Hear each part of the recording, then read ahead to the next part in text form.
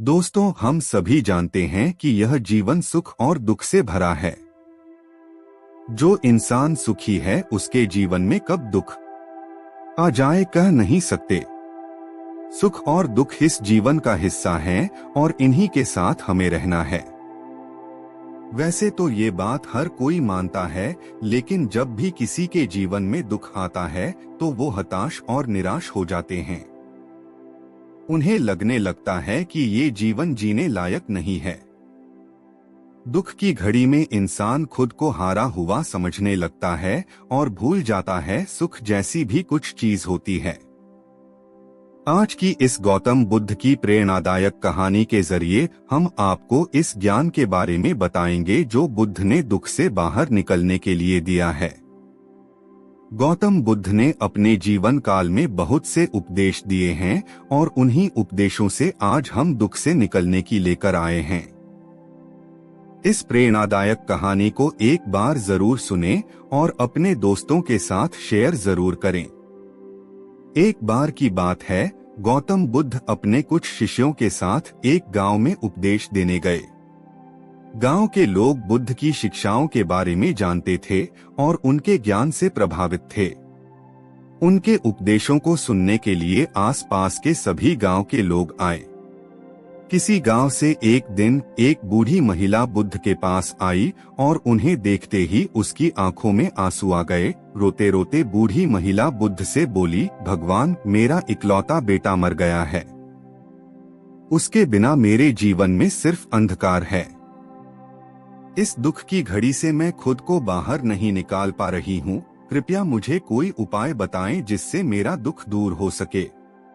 बुद्ध ने महिला को ध्यान से देखा और बोले, मैं तुम्हारे दुख को समझ सकता हूँ, लेकिन इस वक्त मेरे पास ऐसा कोई उपाय नहीं है जिससे मैं तुम्हारा दुख दूर कर सकूं। लेकिन तुम एक काम करो, इस गांव में ऐसे घर की तलाश करो जहां किसी की मृत्यु ना हुई हो और वहां से एक सरसों का बीज ले आओ।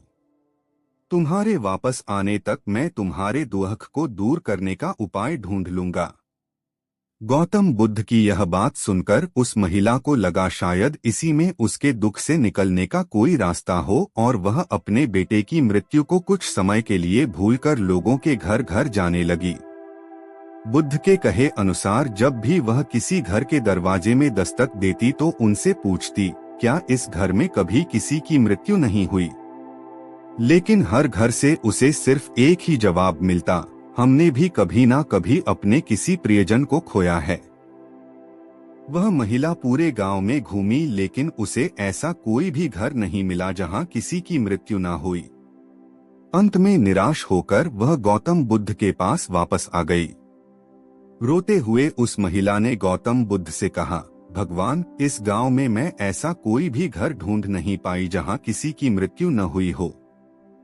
बुद्ध ने उस महिला को करुणा भरी आंखों से देखा और बोले, यही तो इस जीवन की सच्चाई है। इस संसार में जन्म लेने वाले हर व्यक्ति को मृत्यु का सामना करना पड़ता है। कोई इससे बच नहीं सकता। जो आया है उसे एक दिन जाना ही होगा। किसी को पहले जाना है तो किसी को बाद में। तुम्हारे दुख का कारण यह है कि तुमने इस सच को स्वीकार नहीं किया। बुद्ध अपनी बात आगे बढ़ाते हुए बोले, हमारे दुख का असली कारण हमारे अपनों से होने वाला लगाव और प्रेम है। हमें अपने प्रियजनों के प्रति प्रेम और दया भाव रखना चाहिए, लेकिन यह भी समझना चाहिए कि यह संसार अस्थायी है। कब कौन साथ छोड़ जाए यह कहा नहीं जा सकता। तुम भी अपने सत्य को स्वीकार करो और अपने जीवन को आगे बढ़ाओ। बुद्ध की बातें महिला ने ध्यान से सुनी और उन्हें सुनकर उसे एक शांति का एहसास हुआ। वह समझ गई कि संसार के नियमों से कोई भी बच नहीं सकता। धीरे धीरे उसका मन शांत हो गया और अपने बेटे की मृत्यु को जीवन की सच्चाई मानकर स्वीकार कर लिया। यह कहानी हमें सिखाती है कि हमारे दुखों का कारण किसी भी चीज से बहुत ज्यादा लगाव और अपेक्षा रखना है। मृत्यु एक सत्य है। हम इस जीवन में लोगों को खोएंगे और नई लोगों से मिलेंगे भी। जब हम लोगों से बहुत ज्यादा लगाव और बहुत ज्यादा प्रेम करने लगते हैं तो उनके खोने से हमें बहुत दुख होता है। इस संसार के नियम को हमें समझना जरूरी है। चीजों से लगाव इतना ना रखें कि वह आपके दुखों का कारण बने। चीजों को प्राथमिकता दें, लेकिन इस मोह में ना रहें कि यह चीज हमेशा हमारे साथ रहेगी। आज हम भी किसी के साथ हैं तो हो सकता है कल ना हो, लेकिन जो मोह, लगाव और प्रेम हम दूसरों से करते हैं वह इतना ना हो कि उनके जाने से हमारा जीवन भी दुखों से भर जाए। उत्तरी भारत का एक शहर श्रावस्ती, वह शहर भगवान बुद्ध के लिए एक महान संसाधन केंद्र था। बहुत से लोग वहां ध्यान के लिए रुकते थे और धर्म पर व्याख्यान सुनते थे। इन व्याख्यानों को सुनने के बाद एक युवक रोज शाम को धार्मिक चर्चा के लिए आता था। यह क्रम वर्षों से चल रहा था। वे नियमित रूप से बुद्ध के प्रवचन सुनते थे, लेकिन उन्होंने इसे कभी अपने जीवन में नहीं उतारा। कुछ वर्षों के बाद एक बार यह युवक व्याख्यान के लिए सब लोगों से पहले आया।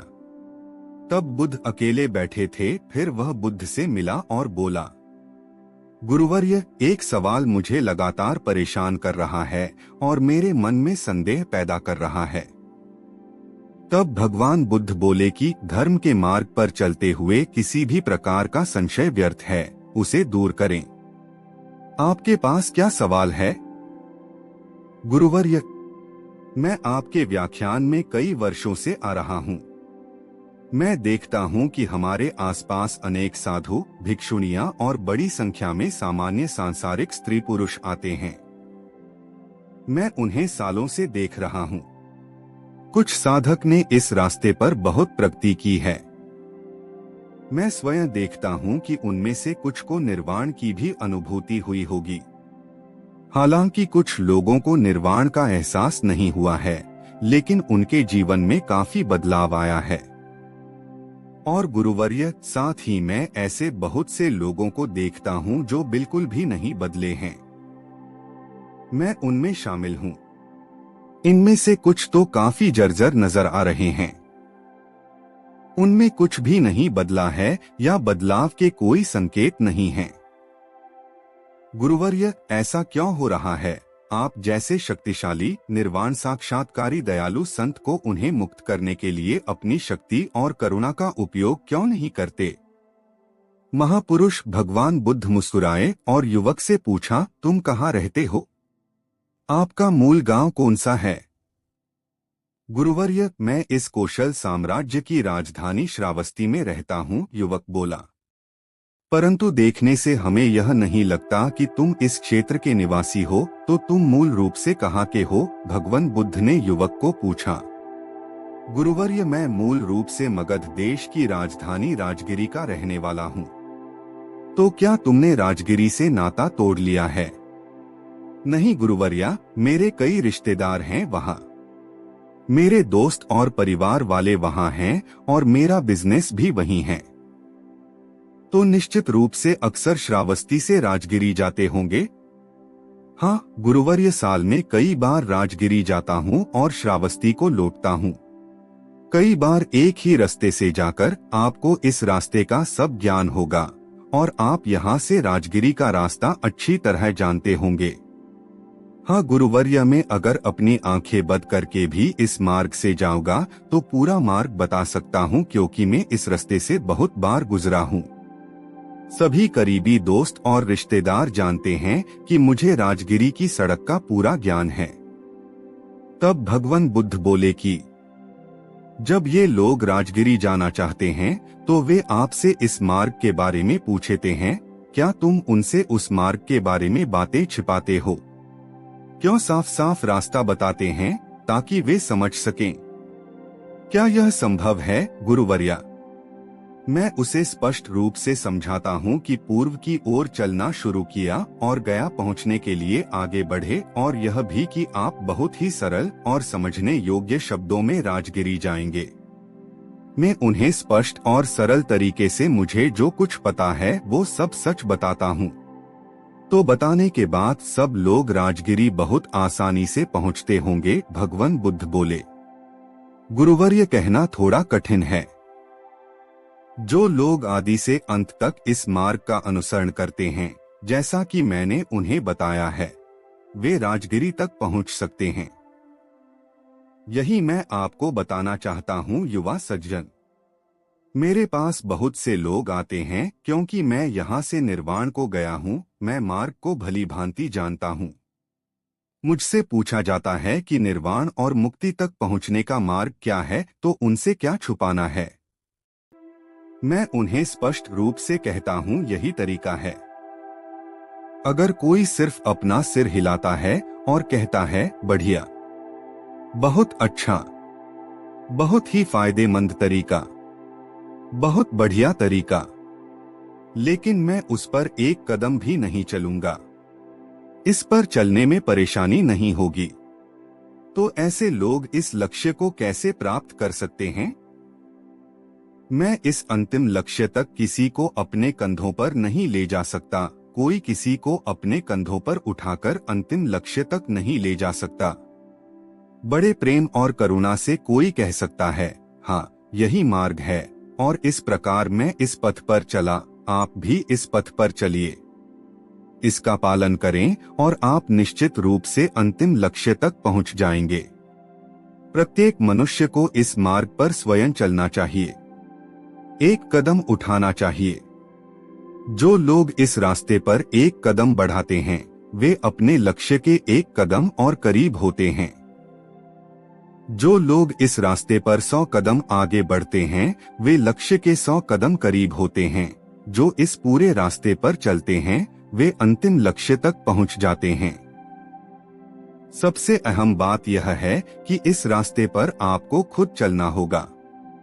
आपको किसी की कृपा नहीं मिल सकती। भगवान बुद्ध बोले, पीड़ा का स्रोत हमारे भीतर है, सबके भीतर है। जब हमें अपने बारे में सच्चा ज्ञान हो जाता है, तो दुखों की समस्या का समाधान भी हमारी दृष्टि में आ जाता है। इसलिए सभी ऋषिमुनि हमें स्वयं को समझने की सलाह देते हैं। वास्तविकता यह है कि हमें अपने वास्तविक स्वरूप को समझने से शुरुआत करनी चाहिए, जिसके बिना हम कभी भी अपनी या दूसरों की समस्याओं का समाधान नहीं कर पाएंगे। लेकिन वास्तव में हम अपने बारे में कितना जानते हैं? हम में से प्रत्येक अपने स्वयं के महत्व, अपनी विशिष्टता के प्रति आश्वस्त है।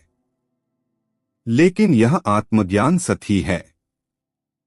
आप वास्तव में अपने आप को बिल्कुल नहीं जानते हैं। भगवान बुद्ध ने अपनी प्रकृति का अध्ययन करके मानव अस्तित्व की खोज की। सभी पूर्वाभ्यासों को छोड़कर उन्होंने आत्मानुसंधान किया। अपने भीतर के सत्य को खोजो। तब उन्होंने महसूस किया कि हर कोई भौतिक है। जीव 5 भागों से बना है। उनमें से 4 मानसिक और 1 भौतिक पदार्थ रूप हैं। पहले हम भौतिक पक्ष से शुरू करते हैं। यह हमारा एक बहुत ही स्वाभाविक और मूर्त हिस्सा है। यह किसी भी इंद्रिय अंगों को त्वरित धारणा प्रदान करता है, सुख के पद के अंतिम लक्ष्य की, और खुद को ही उस पथ पर चलना होगा। आपको यह कहानी कैसी लगी कमेंट करके बताएं। धन्यवाद।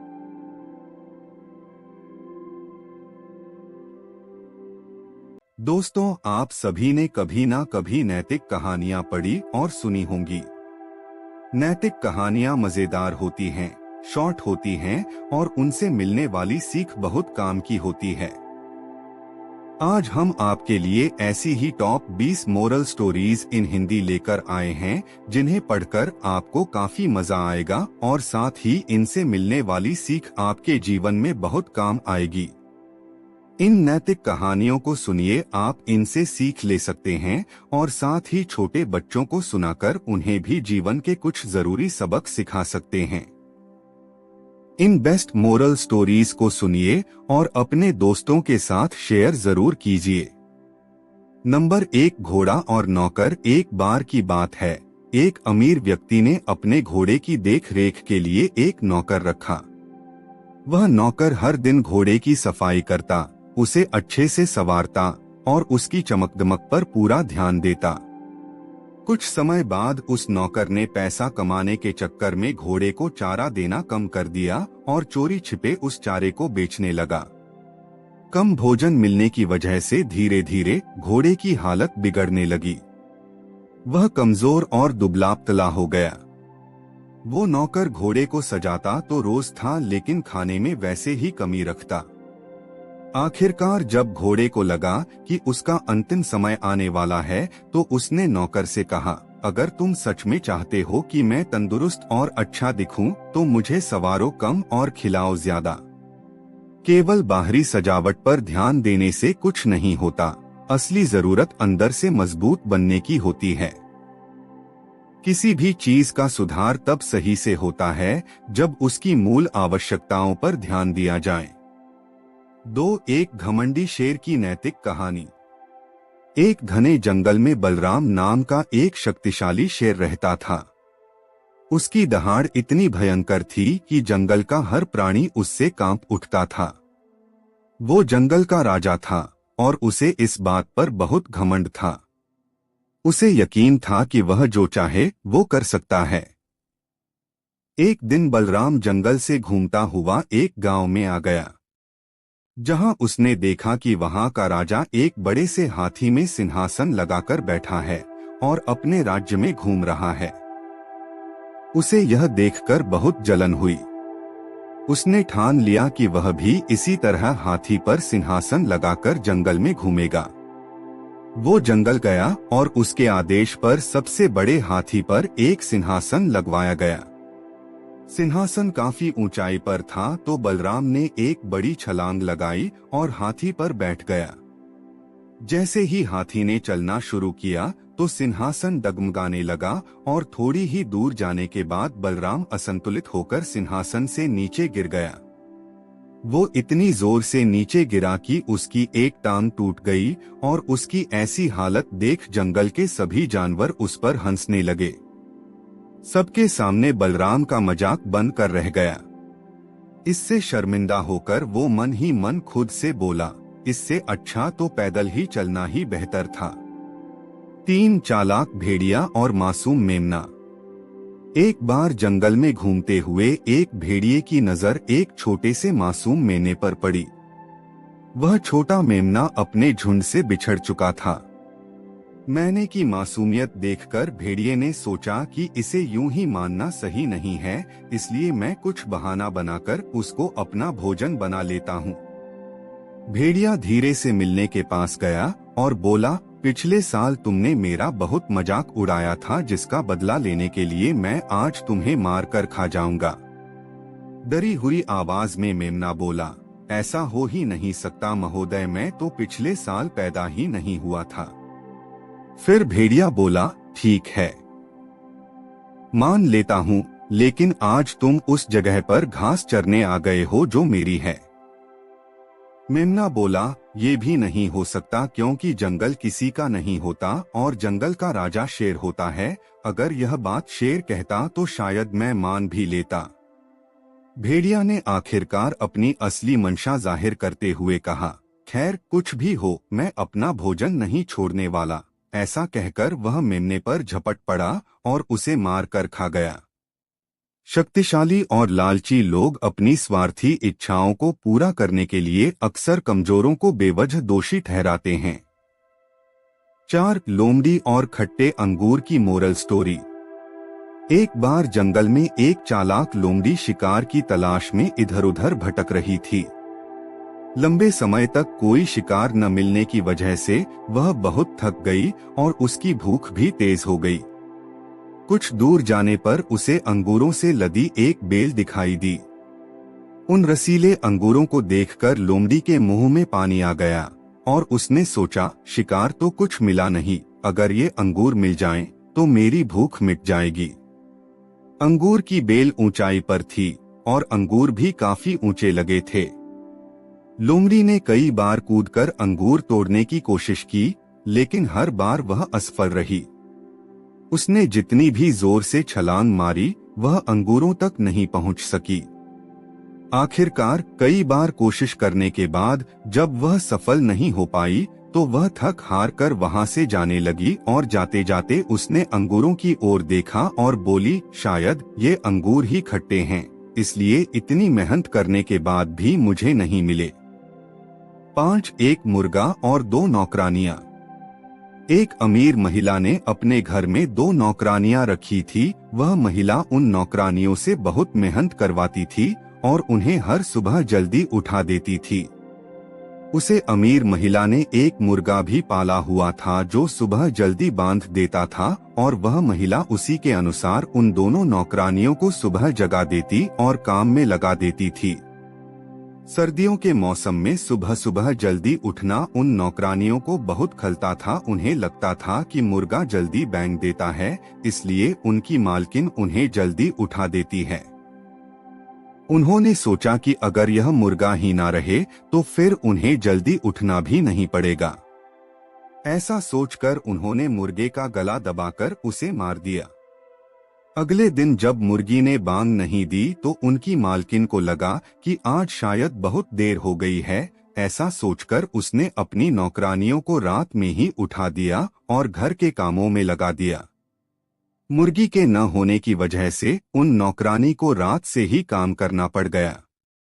कहानी की सीख, कभी कभी छोटी समस्याओं से बचने के लिए उठाए गए गलत कदम और भी बड़ी मुश्किलों को जन्म दे देते हैं। जीवन में सोच समझकर ही निर्णय लेना चाहिए।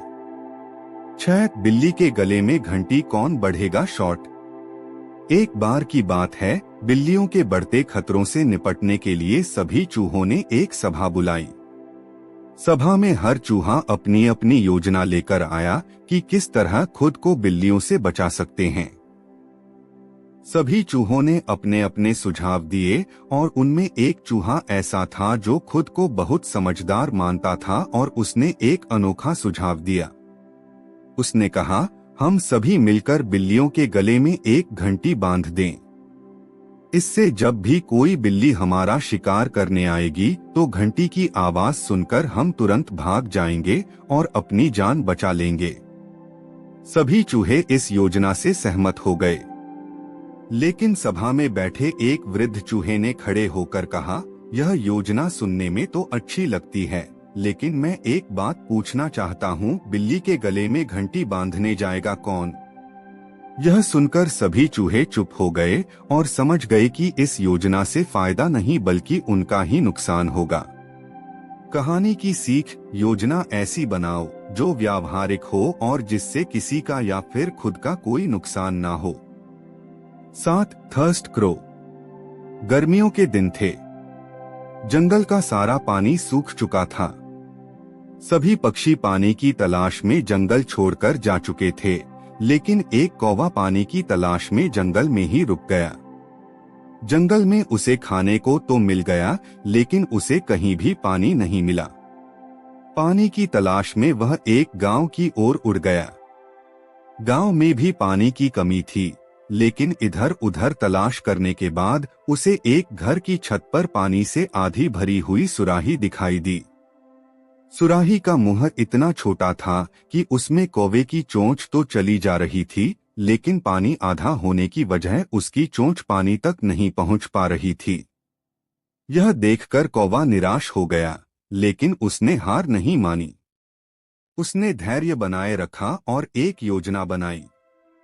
कौवा उड़कर गया और छोटे छोटे कंकड़ उठाकर सुराही में डालने लगे। जैसे जैसे कंकड़ सुराही में जमा होते गए, पानी धीरे धीरे ऊपर उठने लगा। कुछ ही देर बाद पानी सुराही के मुंह तक पहुंच गया और कौवे ने चोंच डालकर पानी पिया और अपनी प्यास बुझा ली। 8 चिड़िया का संघर्ष। जंगल में एक बार भयंकर बाढ़ आई। बाढ़ की वजह से जानवरों से उनके घर छिन गए। उसी बाढ़ में एक चिड़िया के अंडे बहकर एक छोटे तालाब में डूब गए। चिड़िया ने तालाब से अपने अंडे वापस करने की विनती की, लेकिन तालाब ने उसकी विनती को अनसुना कर दिया। चिड़िया बहुत हिम्मती थी। उसने हार मानने के बजाय तालाब को चेतावनी दी और कहा, अगर तुमने मेरे अंडे वापस नहीं किए तो मैं तुम्हारा सारा पानी सुखा दूंगी। चिड़िया की बात सुनकर तालाब उस पर हंसने लगा और उसने चिड़िया को वहां से चले जाने को कहा। चिड़िया ने बिना समय बर्बाद किए अपनी चेतावनी पर काम करना शुरू कर दिया। वह अपनी चोंच में पानी भरकर तालाब से बाहर निकालने लगी। उसे ऐसा करते देख जंगल के अन्य पक्षी भी उसका मजाक उड़ाते लगे। लेकिन चिड़िया की दृढ़ता और साहस को देखकर कुछ समय बाद वो भी उसकी मदद के लिए आगे आ गए। धीरे धीरे हजारों पक्षी तालाब के किनारे इकट्ठा हो गए और सबने मिलकर अपनी चोंच से पानी निकालना शुरू कर दिया। इतने सारे पक्षियों को एक साथ ऐसा करता देख देखकर तालाब घबरा गया। उसे डर लगने लगा कि कहीं ये पक्षी मिलकर सचमुच उसे सूखा न दें, और डर के मारे उसने चिड़िया के अंडे वापस कर दिए। नौक दिए की रोशनी एक बंद कमरे में तेल से भरा दीपक जला रहा था। कमरे में अंधेरा था तो उस दिए का प्रकाश चारों तरफ जगमगा रहा था। अपनी चमक को देखकर दिए को खुद पर बहुत गर्व होने लगा और वो धीरे धीरे अपनी रोशनी को और बढ़ाने लगा। जैसे जैसे दिया अपनी रोशनी बढ़ा रहा था वैसे वैसे उसका गौरव भी बढ़ता जा रहा था। एक समय ऐसा आ गया जब दिया अपनी तुलना सूर्य से करने लग गया। उसे लगने लगा कि उसकी रोशनी और चमक के आगे सूरज भी फीका है। दिया ऐसा सोच ही रहा था कि तभी एक तेज हवा का झोंका आया जिससे कमरे की खिड़की खुल गई और दिया बुझ गया। फिर किसी ने माचिस से दीपक को फिर से जलाया और कहा, तुम बस जलते रहो और सूरज के बारे में मत सोचे। सूर्य को रोशन करने के लिए फिर से जलाया नहीं जाता जैसे तुम अभी जलाए गए हो। आत्ममहत्व और गर्व से ज्यादा महत्वपूर्ण स्थिरता और निरंतरता है। आत्मसंतोष और वास्तविक मूल्य के बिना दिखावे से कोई फर्क नहीं पड़ता। 10 शरारती कुत्ता और उसकी घंटी। नैतिक कहानी। यह कहानी एक कुत्ते की है जो अपने मालिक का बहुत वफादार था, लेकिन उसमें एक कमी थी। जब भी उसके मालिक के घर कोई मेहमान आता, वह कुत्ता चुपचाप पीछे से जाकर उन्हें काट लेता। इस आदत के कारण लोगों ने उस घर में आना जाना कम कर दिया। इससे परेशान होकर मालिक ने एक तरीका निकाला। उसने कुत्ते के गले में एक छोटी सी घंटी बांध दी ताकि लोगों को कुत्ते के आने का पता चल सके और वे अपना बचाव कर सकें। कुत्ता इस नई घंटी को पहनकर बहुत खुश हो गया। वह सारा दिन उस घंटी से खेलता रहता और उसे अपनी गले में बांधी गई घंटी पर बहुत गर्व होने लगा। कुत्ता सोचने लगा कि उसके मालिक ने उसकी वफादारी और योग्यता के सम्मान में उसे उपहार स्वरूप दी है। कुछ समय बाद एक बूढ़ा कुत्ता उस कुत्ते से मिलने आया। बातों बातों में उस कुत्ते ने घंटी वाली कहानी उस बूढ़े कुत्ते को बड़े गर्व से सुनाई। उसकी बातें सुनकर बूढ़े कुत्ते ने कहा, दोस्त, तुम जितनी कम हवा में उड़ोगे उतना ही तुम्हारे लिए अच्छा होगा। जिस घंटी को तुम अपनी वफादारी का पुरस्कार समझ रहे हो, वह असल में तुम्हारे गलत कामों का परिणाम है। यह तुम्हारी योग्यता का नहीं, बल्कि तुम्हारे अपमान और बेवकूफी का प्रतीक है। कहानी की सीख। कुछ लोग अपनी बदनामी को अक्सर अपनी प्रसिद्धि समझ लेते हैं। 11 लोमड़ी और कौवे की कहानी। एक बार की बात है, एक लोमड़ी जंगल में खाने की तलाश में घूम रही थी। खाने की तलाश करते करते वो बहुत थक गई और आराम करने के लिए वो एक पेड़ के नीचे जाकर लेट गई। थोड़ी देर बाद उस पेड़ की डाल पर एक कौवा आकर बैठ गया। कौवे की चोंच में रोटियां दबी हुई थीं। लोमड़ी की नजर उस कौवे पर पड़ी और उसने जब उन रोटियों को देखा तो उसके मुंह में पानी आ गया। कौवा बहुत ऊंची डाल पर बैठा था, लोमड़ी वहां तक पहुंच नहीं सकती थी। वह सोचने लगी कि किस तरह कौवे से ये रोटियां हासिल की जाएं। कुछ देर सोचने के बाद चतुर लोमड़ी ने एक तरकीब सोची और पेड़ की ओर देखते हुए जोर से बोली, वाह! इस पेड़ की डाल पर कितना सुंदर पक्षी बैठा है। मैंने आज तक ऐसा अनोखा और आकर्षक पक्षी नहीं देखा। जिस पक्षी का शरीर इतना सुंदर है, उसकी आवाज भी निश्चित रूप से बहुत ही मीठी होगी। ऐसे पक्षी को तो सभी पक्षियों की रानी होना चाहिए। लोमड़ी की इस तारीफ को सुनकर कौवा खुश हो गया और अपनी मीठी आवाज सुनाने के लिए जोर जोर से काव काव करने लगा। जैसे ही उसने अपना मुंह खोला, उसकी चोंच से रोटियां नीचे गिर गईं। लोमड़ी तुरंत उन रोटियों पर झपटी और उन्हें लेकर वहां से भाग गई। बेचारा कौवा बस काव काव करता रह गया और अपनी रोटियों से हाथ धो बैठा। नैतिक कहानी की सीख। इस कहानी से हमें दो महत्वपूर्ण बातें सीखने को मिलती हैं। पहली, चालाक लोग अपनी बुद्धि से किसी भी स्थिति का फायदा उठा लेते हैं। दूसरी, झूठी तारीफ से आप किसी से भी अपना काम करवा सकते हैं। 12 कोयले का व्यापारी। एक गांव में एक कोयला कारोबारी था। वह किराए के घर में रहता और वहीं से कोयले का काम करता। कोयले के काम की वजह से उसका घर हमेशा गंदा और धूल से भरा रहता था। कुछ समय बाद उसके पड़ोस वाले घर में एक धोबी आकर रहने लगा। वह धोबी पूरे गांव से कपड़े इकट्ठा करता और अपने घर पर ही धोने का काम करता था। जब कोयला कारोबारी को इस बात का पता चला तो वह धोबी के पास गया और बोला, मैं भी तुम्हारी तरह घर से ही काम करता हूँ, लेकिन अकेले होने की वजह से घर का खर्च और किराया बहुत ज्यादा हो जाता है। क्या तुम मेरे साथ रह सकते हो? इससे हम दोनों को फायदा होगा। धोबी ने उसकी बात सुनी और फिर गंभीरता से कहा, श्रीमान, मैं इसके बारे में सोच भी नहीं सकता। इन कपड़ों को साफ करने में जो मेहनत लगती है वह आपके कोयले के काम की वजह से थोड़ी ही देर में बेकार हो जाएगी। कहानी की सीख, हमें उन लोगों के साथ कभी नहीं रहना चाहिए जिनसे हमें या हमारे काम को किसी भी तरह का नुकसान हो सकता है। 13 लोमड़ी और बंदर की मोरल स्टोरी। एक बार एक लोमड़ी और बंदर जंगल में साथ साथ घूम रहे थे। दोनों एक दूसरे को अपनी अपनी खूबियां गिनाने में लगे थे। बंदर अपनी खूबियों का बखान करता तो लोमड़ी भी अपनी महानताएं गिनाने लगती। धीरे धीरे उनका यह खेल बहस में बदल गया और वो दोनों ये साबित करने में लग गए कि उन दोनों में बेहतर कौन है। उनकी बहस काफी देर तक चलती रही, लेकिन नतीजा कुछ नहीं निकला। आखिरकार दोनों चुप हो गए। कुछ देर बाद वे जंगल के एक ऐसे हिस्से में पहुंचे जहां कई कब्रें थीं। उन कब्रों को देखकर बंदर ने चतुराई दिखाते हुए कहा, देखो, इन सभी कब्रों में मेरे पूर्वज दफन हैं, जिन्होंने अपने समय में बहुत महान काम किए थे। इससे पता चलता है कि बंदर ही सबसे बेहतर होते हैं। बंदर की इस झूठी कहानी को सुनकर लोमड़ी ने भी चालाकी से जवाब दिया। वो बोली, आपकी इस बात पर यकीन करना ही पड़ेगा, क्योंकि आपके पूर्वजों में से कोई भी अब उठकर ये नहीं कह सकता कि आप कितना सच बोल रहे हैं। लोमड़ी की बात सुनकर बंदर का चेहरा उतर गया और वह चुप हो गया। कहानी की सीख, जब किसी को यह लगता है कि उनका झूठ कभी पकड़ा नहीं जाएगा तो वे बड़ी बड़ी ढींगे हाँकना शुरू कर देते हैं।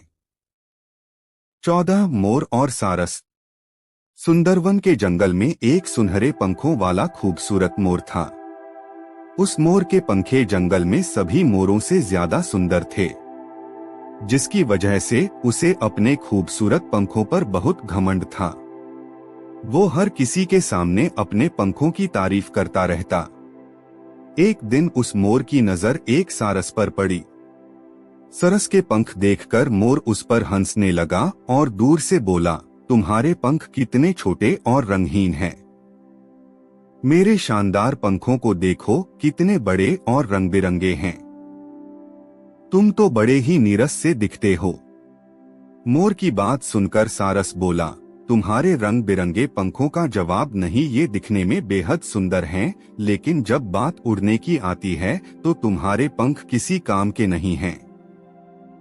अपने पंखों की मदद से मैं बादलों को चीरता हुआ आगे बढ़ जाता हूँ और तुम अपने इन पंखों की वजह से बस एक मुर्गे जितना ऊंचा उड़ पाते हो। सारस की बात सुनकर मोर के होश ठिकाने आ गए और वो वहां से चला गया। कहानी की सीख, इस संसार में हर किसी के पास कुछ ना कुछ काबिलियत है, इसलिए दूसरे के बारे में जाने बिना कभी अपने गुणगान ना करें। तो दोस्तों, माफ करना, हम 14 ही भाग ला पाए इस वीडियो में इंटरनल इशू की वजह से। आप इतने में अगली वीडियो में आपको हम पूरे एपिसोड सुनाइए। तब तक के लिए सब भाइयों को नमो बुद्धाय। दोस्तों, हम सभी जानते हैं कि यह जीवन सुख और दुख से भरा है। जो इंसान सुखी है उसके जीवन में कब दुख आ जाए कह नहीं सकते। सुख और दुख इस जीवन का हिस्सा हैं और इन्हीं के साथ हमें रहना है। वैसे तो ये बात हर कोई मानता है, लेकिन जब भी किसी के जीवन में दुख आता है तो वो हताश और निराश हो जाते हैं। उन्हें लगने लगता है कि ये जीवन जीने लायक नहीं है। दुख की घड़ी में इंसान खुद को हारा हुआ समझने लगता है और भूल जाता है सुख जैसी भी कुछ चीज होती है।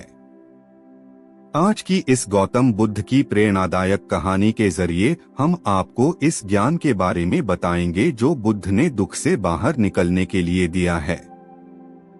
गौतम बुद्ध ने अपने जीवन काल में बहुत से उपदेश दिए हैं और उन्हीं उपदेशों से आज हम दुख से निकलने कहानी लेकर आए हैं।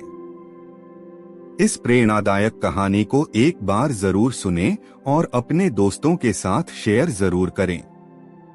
एक बार की बात है, गौतम बुद्ध अपने कुछ शिष्यों के साथ एक गांव में उपदेश देने गए। गांव के लोग बुद्ध की शिक्षाओं के बारे में जानते थे और उनके ज्ञान से प्रभावित थे। उनके उपदेशों को सुनने के लिए आसपास के सभी गांव के लोग आए। किसी गांव से एक दिन एक बूढ़ी महिला बुद्ध के पास आई और उन्हें देखते ही उसकी आंखों में आंसू आ गए। रोते रोते बूढ़ी महिला बुद्ध से बोली, भगवान, मेरा इकलौता बेटा मर गया है। उसके बिना मेरे जीवन में सिर्फ अंधकार है।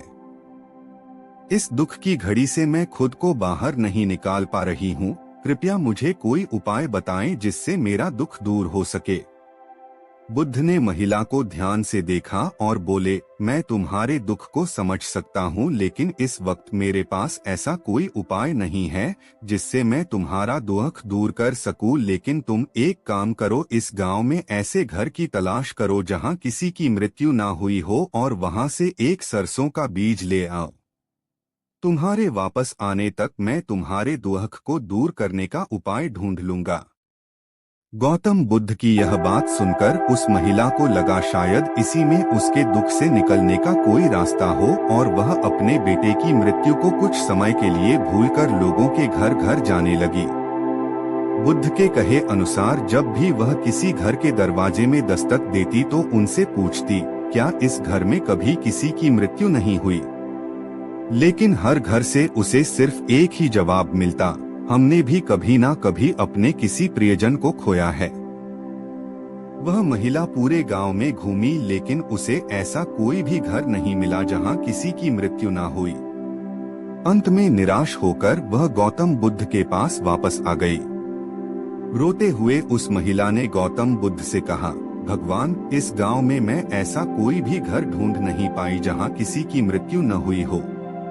बुद्ध ने उस महिला को करुणा भरी आंखों से देखा और बोले, यही तो इस जीवन की सच्चाई है। इस संसार में जन्म लेने वाले हर व्यक्ति को मृत्यु का सामना करना पड़ता है। कोई इससे बच नहीं सकता। जो आया है उसे एक दिन जाना ही होगा। किसी को पहले जाना है तो किसी को बाद में। तुम्हारे दुख का कारण यह है कि तुमने इस सच को स्वीकार नहीं किया। बुद्ध अपनी बात आगे बढ़ाते हुए बोले, हमारे दुख का असली कारण हमारे अपनों से होने वाला लगाव और प्रेम है। हमें अपने प्रियजनों के प्रति प्रेम और दया भाव रखना चाहिए, लेकिन यह भी समझना चाहिए कि यह संसार अस्थायी है। कब कौन साथ छोड़ जाए यह कहा नहीं जा सकता। तुम भी अपने सत्य को स्वीकार करो और अपने जीवन को आगे बढ़ाओ। बुद्ध की बातें महिला ने ध्यान से सुनी और उन्हें सुनकर उसे एक शांति का एहसास हुआ। वह समझ गई कि संसार के नियमों से कोई भी बच नहीं सकता। धीरे धीरे उसका मन शांत हो गया और अपने बेटे की मृत्यु को जीवन की सच्चाई मानकर स्वीकार कर लिया। यह कहानी हमें सिखाती है कि हमारे दुखों का कारण किसी भी चीज से बहुत ज्यादा लगाव और अपेक्षा रखना है। मृत्यु एक सत्य है, हम इस जीवन में लोगों को खोएंगे और नई लोगों से मिलेंगे भी। जब हम लोगों से बहुत ज्यादा लगाव और बहुत ज्यादा प्रेम करने लगते हैं तो उनके खोने से हमें बहुत दुख होता है। इस संसार के नियम को हमें समझना जरूरी है। चीजों से लगाव इतना ना रखें कि वह आपके दुखों का कारण बने। चीजों को प्राथमिकता दें, लेकिन इस मोह में ना रहें कि यह चीज हमेशा हमारे साथ रहेगी।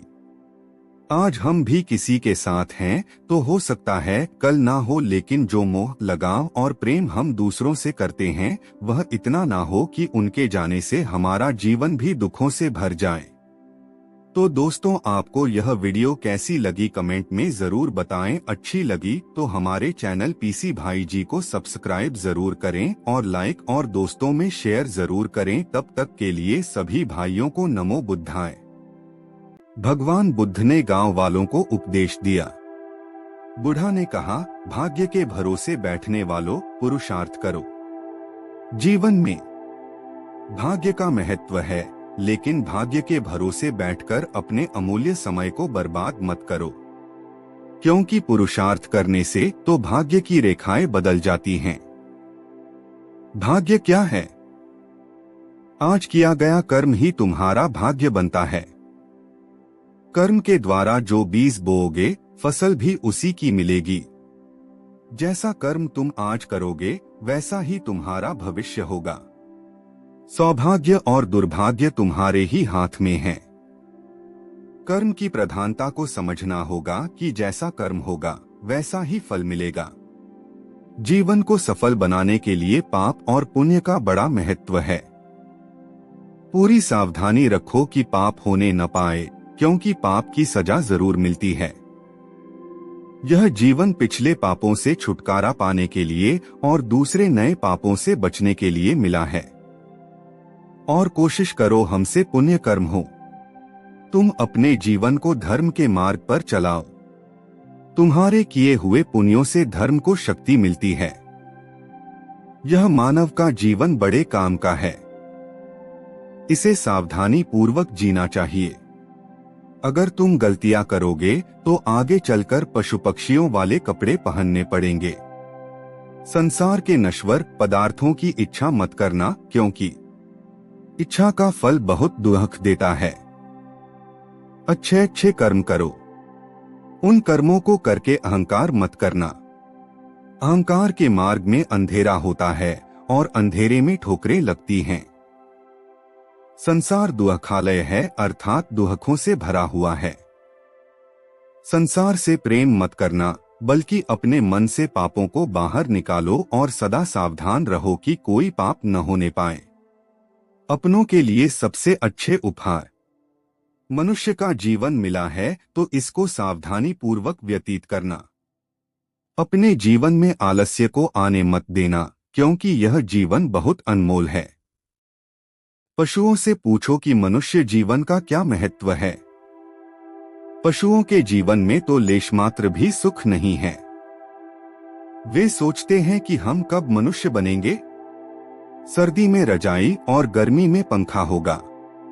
कब हम परोपकार करके अपना जीवन सफल बनाएंगे। जो मनुष्य हैं, वे अपनी मानवता को संभाल कर रख नहीं पा रहे हैं, बल्कि संसार के सुखों की अंधी दौड़ में दौड़ रहे हैं। वे नहीं जान पा रहे हैं कि हमारी मृत्यु हमारे पीछे पीछे आ रही है। मानव जीवन पाया है, बहुत अच्छी बात है। अच्छे अच्छे कर्म करो ताकि मन पवित्र हो जाए, क्योंकि पवित्र मन ही आत्मा को पा सकता है। अपने मन को शरीर में ही फंसाकर मत रखो, क्योंकि शरीर आज है, कल रहेगा या नहीं, यह किसी को भी मालूम नहीं है। शरीर आज नहीं तो कल मिटेगा, किंतु आत्मा सदा अमर है। शरीर की आयु कुछ वर्षों की है, परंतु आत्मा अनंत है। वह तीनों कालों में है। आत्मा पहले भी था, अब भी है और बाद में भी रहेगा। वह शाश्वत है, सनातन है, सूक्ष्म से भी सूक्ष्म है। संसार की सारी शक्तियां उसी से सत्ता पाती हैं। तुम मनुष्य बने हो। विचार करो कि तुम कौन हो। जब तक यह समझ में नहीं आएगा कि तुम कौन हो, तब तक तुम भटकते रहोगे। जब तक तुम अपनी भूल में सुधार नहीं करोगे, तब तक तुम शांति को प्राप्त नहीं कर सकते।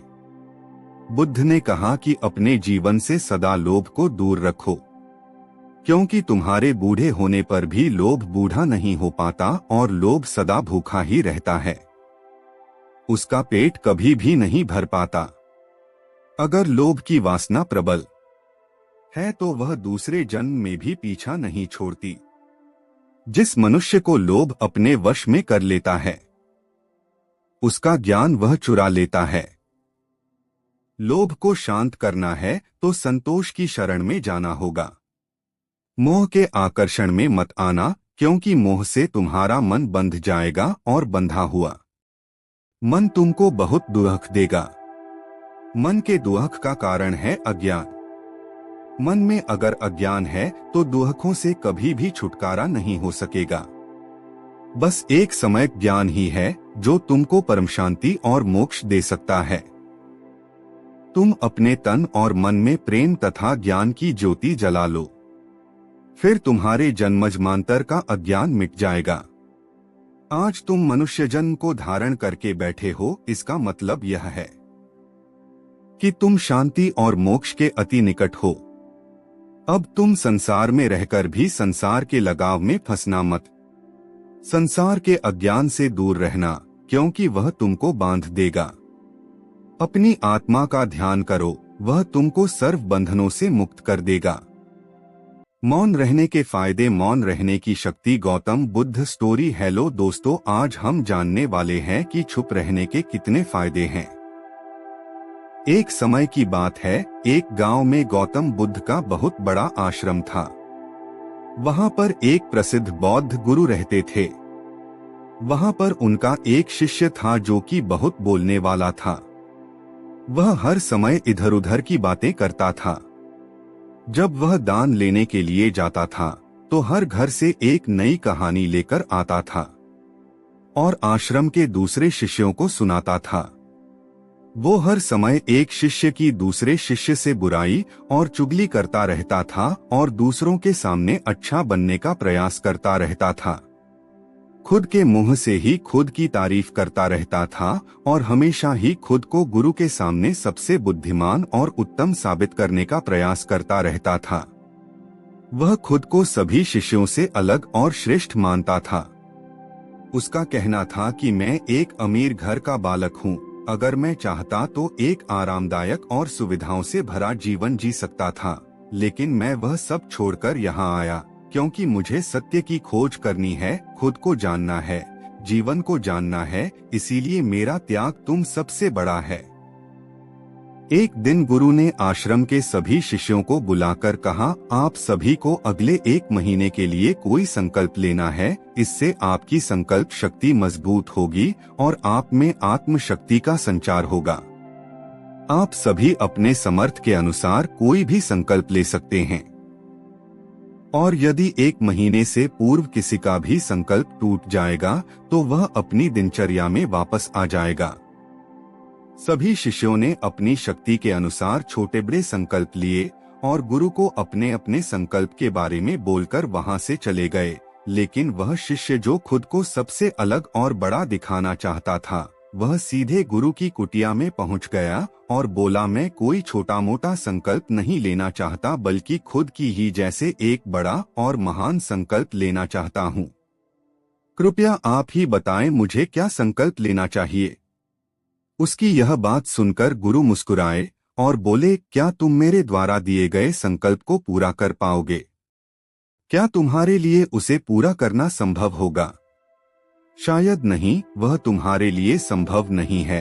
तुम उसे पूरा नहीं कर पाओगे, इसीलिए तुम खुद ही कोई संकल्प ढूंढो। शिष्य ने कहा, नहीं गुरुदेव, आप जो भी संकल्प मुझे देंगे मैं उसे पूरा करूंगा। गुरु ने कहा, ठीक है, तो तुम अगले 1 महीने तक चुप रहो, मुंह से एक शब्द भी नहीं निकालो, यही तुम्हारा संकल्प है। शिष्य ने कहा, गुरुदेव, यह भी कोई संकल्प है? यह तो बहुत ही आसान है, 1 महीने तक चुप ही रहना है। आप कोई बड़ा संकल्प दीजिए जो मेरी योग्यता के लायक हो, जिसे पूरा करने में मुझे समस्या हो। गुरु ने कहा, पहले तुम यही संकल्प को तो पूरा करके दिखाओ।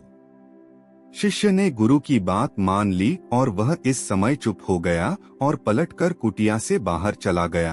पहले उसे चुप रहना बहुत आसान लग रहा था। उसने एक दिन तो जैसे तैसे चुप रहकर काट लिया, लेकिन दूसरे दिन से उसके मन में ना बोलने का बोझ बढ़ने लगा। तीसरे दिन उसे भारीपन महसूस होने लगा और चौथे दिन उसके अंदर एक अजीब सी बेचैनी होने लगी, क्योंकि आसपास आश्रम के सभी शिष्य एक दूसरे से बातें कर रहे थे। यह देख वह पूरा दिन उदास रहा।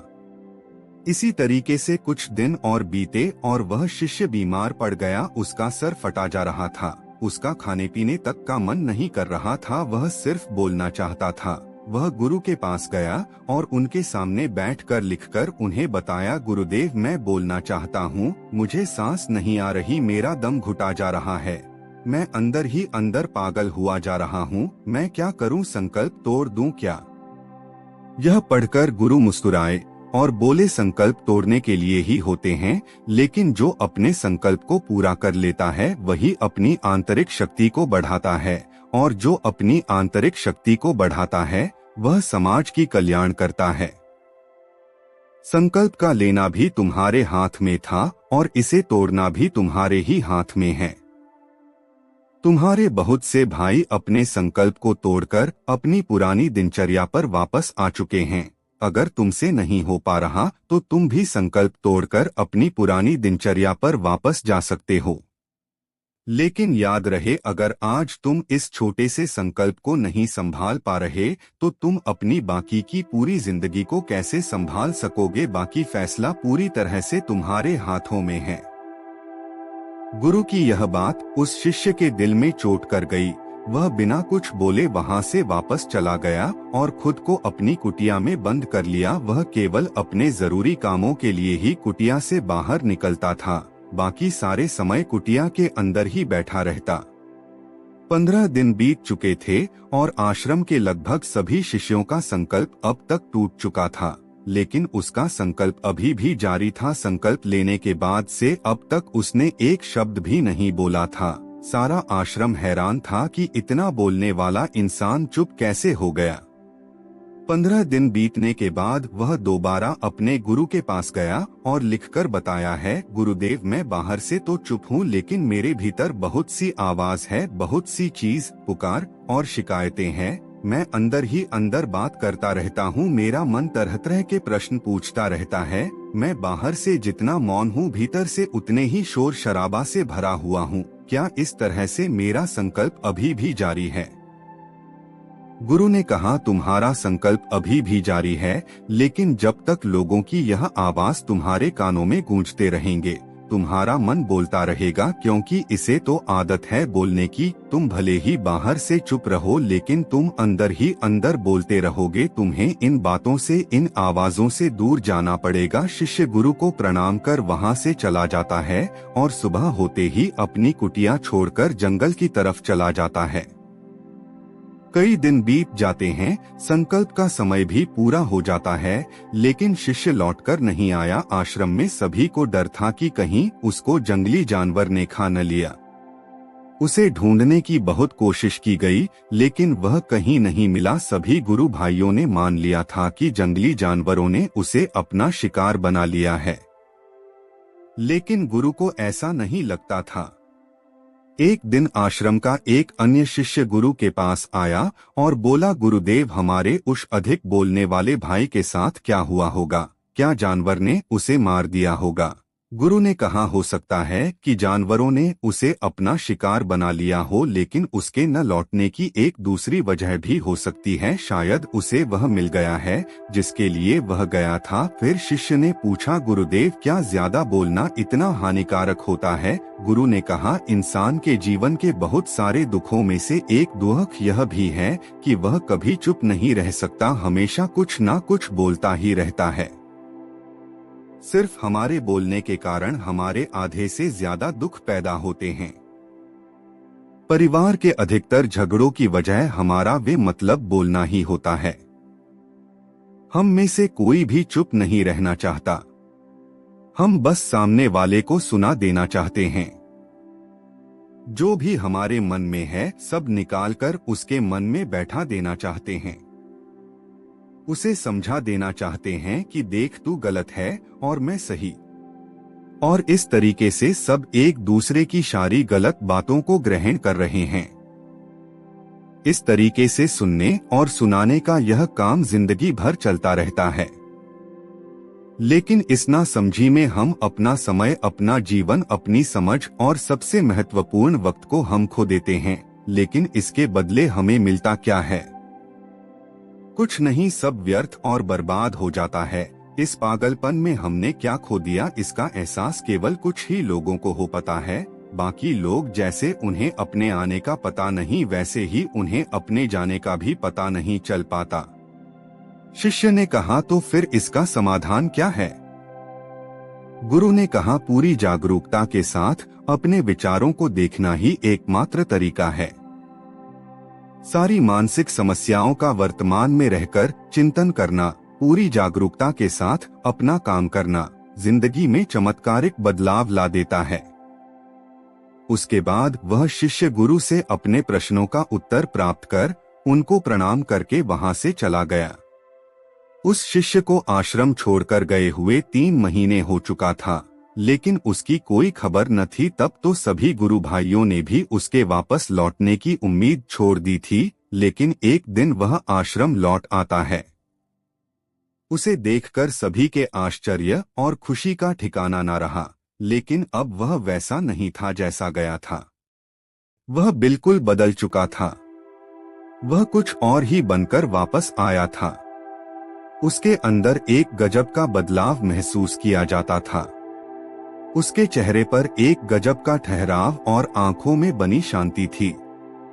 आश्रम में आते ही सभी गुरु भाइयों ने उसे चारों तरफ से घेर लिया और बातें करने लग गए। वह भी अपने गुरु भाइयों से बातें करने लगा। उससे बात करने वाले सभी ने यह अनुभव किया कि अब वह पहले जैसा उतावला और बातूनी नहीं रह गया था। उसके मुंह से एक एक शब्द बहुत ही सरल और मधुरता के साथ निकल रहे थे। थोड़ी देर तक गुरु भाइयों से बात करने के बाद वह सीधा गुरु की तरफ चला गया। उसने गुरु के चरण छुए और कहा, गुरुदेव, क्या मैं अभियान में हूँ? क्या अभी मेरा संकल्प जारी है? गुरु ने कुछ देर तक शिष्य की आंखों में बड़े ध्यान से देखा और कहा, हाँ, तुम अभी भी अभियान में हो। तुम्हारे मुंह से एक भी शब्द निकल नहीं रहा और तुम्हारा संकल्प अभी भी जारी है। शिष्य ने कहा, गुरुदेव, जब मैं आश्रम से गया तो मैं मुंह से तो चुप था, लेकिन मेरे अंदर बहुत सी आवाज हो रही थी। मन में बहुत से प्रश्न थे और वह बंद नहीं हो रहे थे। तो मैं जंगल में चला गया इस उम्मीद से कि वहां मुझे शांति मिलेगी और मेरे मन की बकबक कम हो जाएगी। लेकिन मैं जितना एकांत में जाता गया, मेरे अंदर की आवाज उतनी ही तेज होती गई। मेरे भीतर की पुरानी से पुरानी आवाज मुझे सुनाई देने लगी। तब जाकर मैंने महसूस किया कि मैं कितना गलत कर रहा था। जब मैं अपने परिवार वालों, दोस्तों को और गुरु भाइयों को बुरा भला कहता था तो उसे समय मुझे लगता था कि मैं सही कह रहा हूँ। जब मैं गुरु भाइयों की एक दूसरे से चुगली करता था और उनका मजाक बनाता था, तब भी मुझे यही लगता था कि मैं उनसे बेहतर हूँ और मैं सही कर रहा हूँ। लेकिन उस दिन मैंने पहली बार महसूस किया कि मैं कितना गलत बोलता था। काफी दिनों तक यह सारे शोर और शिकायतें मेरे अंदर चलती रही। लेकिन धीरे धीरे करके एक दिन यह सारी आवाज मेरे अंदर से समाप्त हो गई। अब मैं भीतर से भी मौन हो गया। उसी घने जंगल में कोई बोलने वाला था नहीं और भीतर कोई आवाज बची ही नहीं थी। और मैं उसी दिन पहली बार मौन का सही अर्थ समझा। मेरे चारों तरफ बहुत शांति थी। हालांकि अभी भी कुछ आवाज आ रही थी जो पहले भी आती थी, लेकिन मैं उन्हें सुन नहीं पाता था। देता है क्योंकि यह हमें बाहर की ओर खींच कर रखता है, और बाहर है ही क्या इस संसार के अलावा। लेकिन अगर अपने भीतर के संसार की ओर मोड़ना है तो इस मुंह को बंद ही रखना चाहिए। इसीलिए जितने भी बुद्ध हुए, आत्मज्ञानी हुए, वह सभी एकांत की ओर भागे ताकि उन्हें ज्यादा ना बोलना पड़े, ज्यादा सुनाना पड़े। वह एकांत में रहे और शांत रहे, इसीलिए आसानी से भीतर की यात्रा कर पाए। लेकिन अगर कोई चाहे तो इस संसार में रहकर भी एकांत में रह सकता है, शांत रह सकता है। लेकिन इसके लिए उन्हें अपनी ऊर्जा बचाने होगी, जिसे वह अब तक अपने व्यर्थ के शब्दों में बर्बाद कर रहे थे। तो दोस्तों, आपको इस कहानी से क्या सीखने को मिला हमें कमेंट में जरूर बताएं, और अच्छी लगी तो हमारे चैनल पीसी भाई जी को सब्सक्राइब जरूर कीजिए और दोस्तों में जरूर शेयर कीजिए, और प्यार इसलिए एक लाइक कीजिए। तब तक के लिए सभी दोस्तों को नमो बुद्धाय।